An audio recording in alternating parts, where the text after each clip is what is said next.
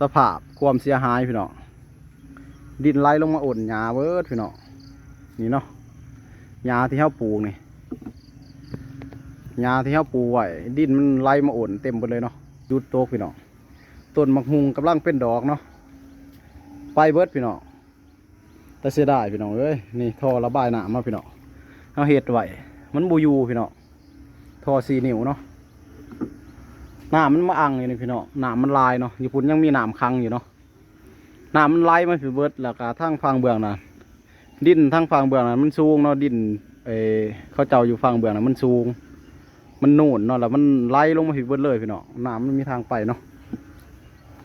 เบิดต้นมะฮุงพี่น้องเลยแต่เสียดาย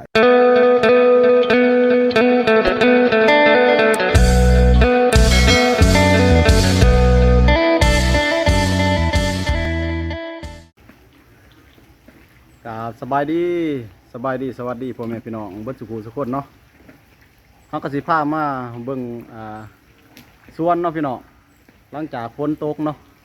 น้ำท่วมสวนแล้วพี่น้องเอ้ยน้ำแกงถีบเนาะเดี๋ยวจะมาถ่ายให้พ่อแม่พี่น้องในเบิ่งในส้มพี่น้องเลยเสียหายลายพี่น้องฝนตกแห้งลายเด้เนาะพี่น้องตอนนี้ก็ยังตกอยู่เนาะตกโปะแปะพี่น้องฝนกำลังเริ่มหยุดตกเนาะพี่น้องเสียหายลายพี่น้องเลยฝนตกแห้งอยู่นี่พี่น้องเลยมือแรงในอื่นก็สิออกขนาดพี่น้องเลยเดี๋ยวไปเบิ่งไปส้มนั่นกันเลยพี่น้องเลยแล้วก็ฝากกดไลค์กดแชร์กดติดตามหน่อยเด้อพี่น้องไปเบิ่งไปส้มนั่นกันเลยพี่น้องหลังจากฝนหยุดตกเนาะพี่น้อง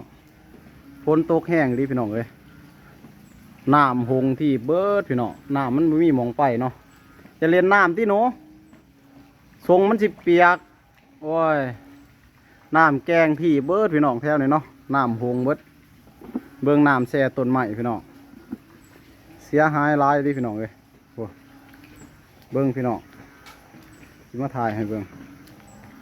โอ้ต้นมะฮุงล่มเบิดเนาะต้นนี้ก็ต้นมะเขียบเนาะไปเบิดดินไหลไปเบิดพี่น้องเลยโอ้บูยูเบิ่งพี่น้อง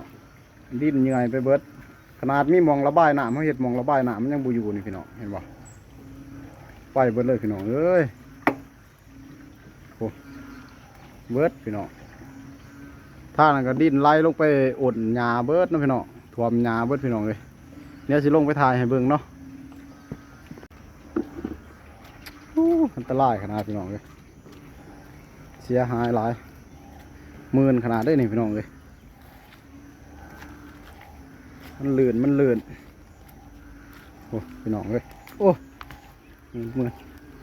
ดินไหลไปเบิดพี่น้องเลยฝนแห้งคักเนาะตกแห้งดิเบิ่งพี่น้องดินไปเบิดพี่น้องเลยบ่ยั่งเลยโอ้อันตรายขนาดเบิดต้นมะฮุงล่มเบิดพี่น้องต้นมะฮุงกำลังดอกเนาะล่มไปเลยพี่น้องเลยโอ้หนามันเสาะลงมาดินบักลายมันลงเบิดพี่น้องขนาดมันขี้ดินทมหญ้าเบิดพี่น้องโอ้มันไหลลงมาอ่นอยู่หญ้าพี่เบิดพี่น้องเลยมันไหลลงมาแต่เทิงพุ่นเนาะหน้ามันมีทางไปพี่น้องมันเสาะดินลงมาแต่เทิงพุ่นเนาะโยดลงมาเบิดพี่น้องเลยเสียหายหลายพี่น้องแล้วก็มาไหลลงซาเบิดเนาะอึ่งกับห้องสนั่นอยู่พี่น้องเอ้ยมือแรงนี่อึ่งคือสิออกลายเนาะพี่น้องเดี๋ยวสิเป็นอย่างอึ่งมือแรงนี่พี่น้องอึ่งมันออกขนาดเลยมือแรงนี่พี่น้องเลยอึ่งมันสิลงน้องเลยเนาะมือแรงเลยเนาะอึ่งห้องเลยพี่น้องถนัดเลยแหละอึ่งมือแรงนี่ซ้ำเชี่ยวเนาะพี่น้องเดี๋ยวจะพาไปเบื้องนั่นอีกพี่น้องคนโคตรแห้งเลยพี่น้องเลยคว่ำแห้งมาให้เบาพี่น้องเลย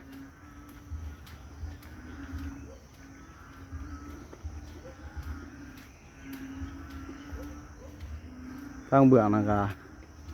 น้ำเสาะลงเบิดทางนั่นก็พี่น้องเลยที่ทางไหนเซตทางไหนก็เบิดพี่น้องเลย ต้นมักเมาในเซตนี่ก็ดิตายเบิดเลยพี่น้องหญ้าไปเบิดเนาะโอ้พี่น้องเลยฝนมันแห้งลายพี่น้องพี่เซตดินลายไปเบิดนี่ครับพี่น้องโอ้เสียหายลายดิพี่น้องเลยพี่อยู่เบื้องปีกนี่ก็ดินลายไปเบิดพี่น้องนี่เบิดเลยเนาะโอ้ยั่งพี่น้องเลยเป็นโศกเป็นลุมเบิด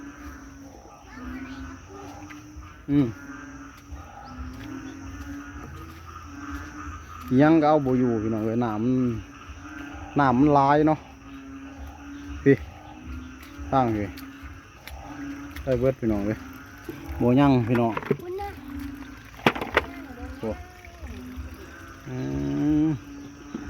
ตายแล้วพี่น้องเลยฝนความมันแห้งพี่น้องน้ำเต็มน้องซาเนาะเมื่อก่อนน้ำบ่มีพอดีเลยพี่น้องน้ำแห้งเนาะ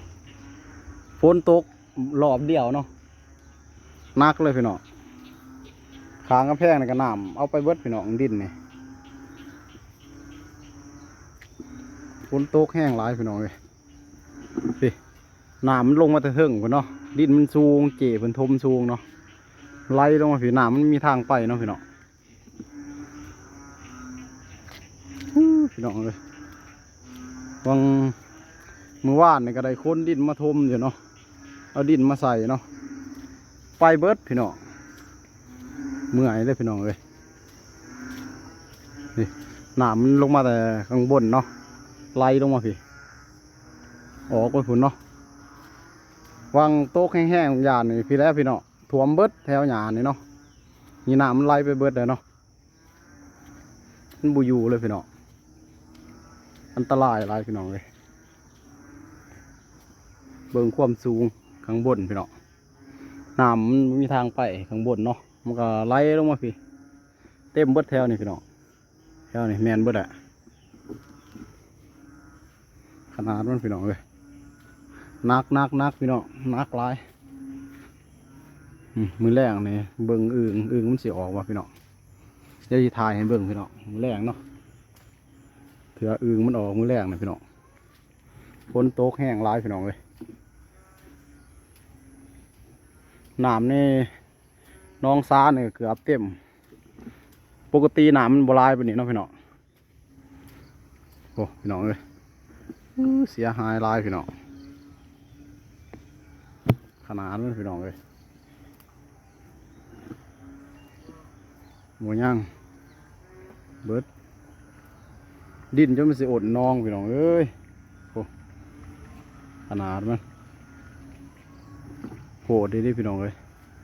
โหดว่าฝนเนาะฝนแห้งเลยแห้งคักแห้งแน่พี่น้อง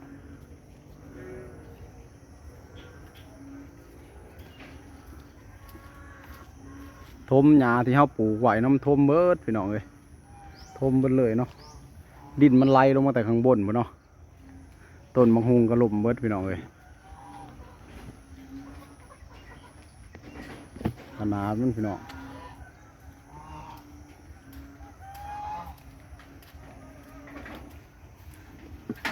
น้ำมันมีทางไปเนาะมันมาอั่งแค่นี้เบิด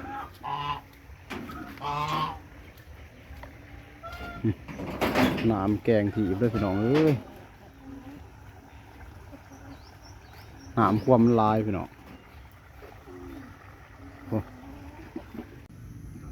สภาพความเสียหายพี่น้องดินไหลลงมาอ่นหญ้าเบิดพี่น้องนี่เนาะหญ้าที่เขาปลูกนี่หญ้าที่เขาปลูกไว้ดินมันไหลมาอ่นเต็มไปเลยเนาะ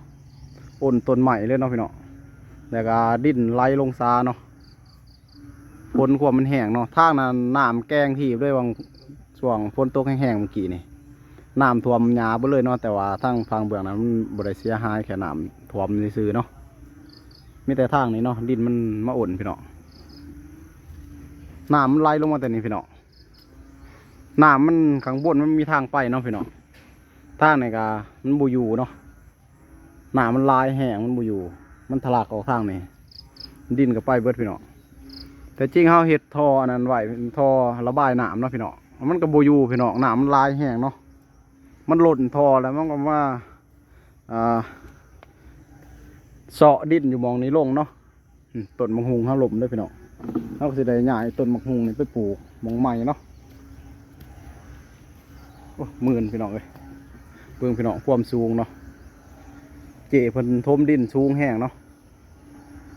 นี่เนาะทางลุ่มนั้นจะเป็นอีกภาคหนึ่งเนาะนี่เนาะพี่น้องความเสียหายหลังจากฝนหยุดตกพี่น้องต้นมะฮุงกำลังเป็นดอกเนาะไปเบิดพี่น้องแต่เสียดายพี่น้องเอ้ยนี่ท่อระบายน้ำมาพี่น้องเอาเห็ดไว้มันบูยูพี่น้องท่อ4 นิ้วเนาะน้ำมันมาอังอยู่นี่พี่น้องน้ำมันลายเนาะญี่ปุ่นยังมีน้ำคังอยู่เนาะน้ำมันไหลมาผิวเบิดแล้วก็ทั้งฟังเบื้องน่ะดินทั้งฟังเบื้องน่ะมันสูงเนาะดินเขาเจ้าอยู่ฟังเบื้องน่ะมันสูงมันนูนเนาะแล้วมันไหลลงมาผิวเบิดเลยพี่น้องน้ำมันมีทางไปเนาะเบิดต้นมะฮุงพี่น้องเลยแต่เสียดายต้นมะพริกมะฮุงมะเขือเดี๋ยวสิย้ายไปปลูกมงใหม่พี่น้องนี่2 ต้นนี่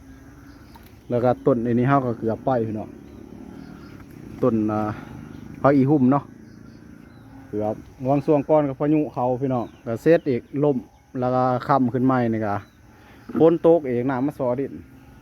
ตัวนี้เฮาโคนดินใส่วางมือวาดเลยเนาะพี่น้องเอาดินมาถมเพราะมันยังบ่อยู่พี่น้องเอ้ยเฮาว่าสิเอาดินมาใส่มันสูงบ่อยากให้น้ำมันมาอยากให้มันไปทางมันบ่มีทางไปเนาะพี่น้องมันก็เลยต้องมาทางนี้เบิดเลยพี่น้องเอ้ยโอ้เนาะความเสียหายเนาะต้นน้อยหน้าต้นมะเขียบเกือบไปพี่น้องเอ้ยนี่ก็ดีนี่ก็จะได้ย้ายไปปลูกใหม่พี่น้องเอ้ยกำลังงามโอ้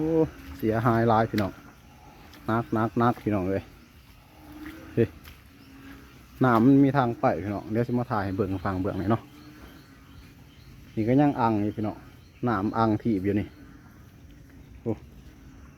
เบิ่งพี่น้องนี่ว่ามันหยุบเลยได้เลยพี่น้องตอนฝนตกมันแกงถีบด้วยพี่น้องเลยน้ำนี่เนาะน้ำใส่ขามันลงนี่เนาะไหลลงนี่มันก็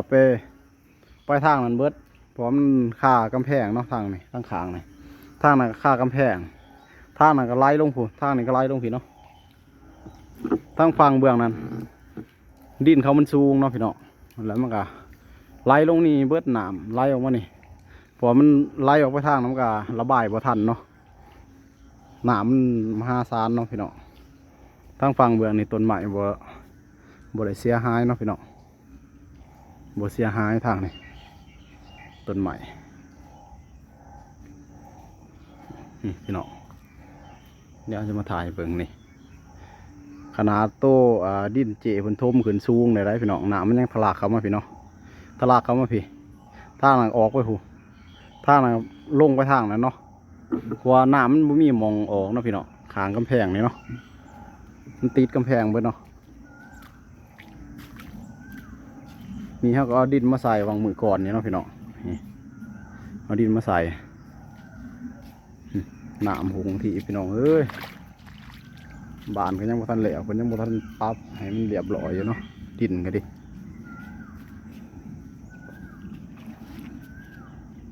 เสียหายหลายพี่น้อง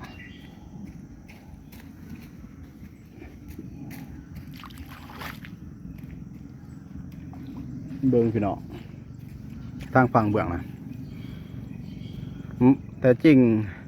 ขนาดมันโบราณแห้งมันบกเขามันผิดเนาะพี่น้องมันก็สิไล่ออกนี่แหละแต่ว่าน้ำมันไล่แห้งก็เลยตรงทะลักเขามาทางนี้เนาะทะลักเขามาทางบานเจพี่น้องแต่จริงมันสิไล่ออกไปพุ่นเลยแหละพี่น้องเลยอย่าเล่นน้ำมันเปื่อนโอ้ยหมักแต่เนาะ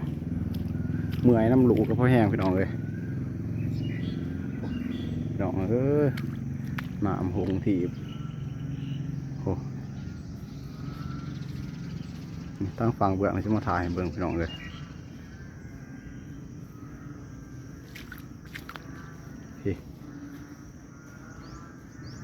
ดินกับเหนียวพอดินพี่น้อง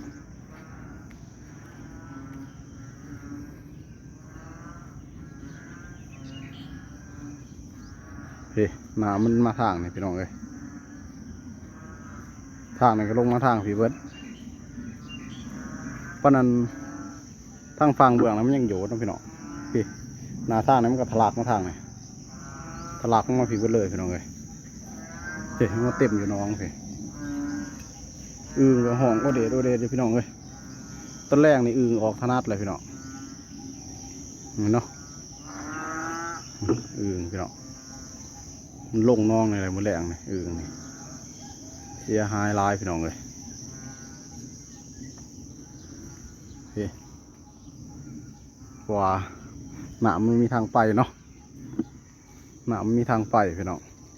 วางปีกายนะครับแมนตัวนี้ลงเนาะปีกายนี่แมนดินตัวนี้สไลด์ลงพี่น้องตัวนี้ฝนทมใหม่ได้ตัวนี้ปีกายนี่แมนดินตัวนี้ไหลไปนี่เนาะปีกายนี่ตัวนี้โยนลงไปเบิดเลยเนาะนี่พี่น้องเบิ่งพี่น้อง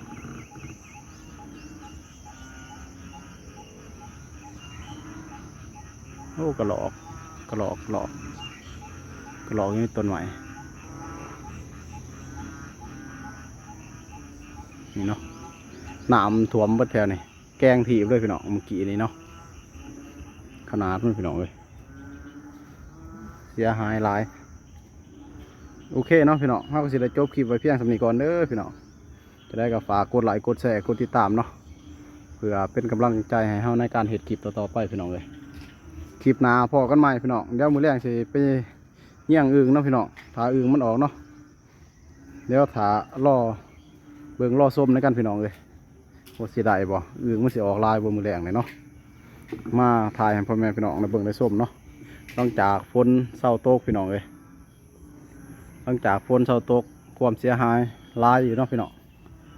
โอเคเนาะพี่น้องคลิปหน้าพอกันใหม่พี่น้องเลยจะได้กับฝากเป็นกำลังใจให้คือเก่าเด้อพี่น้อง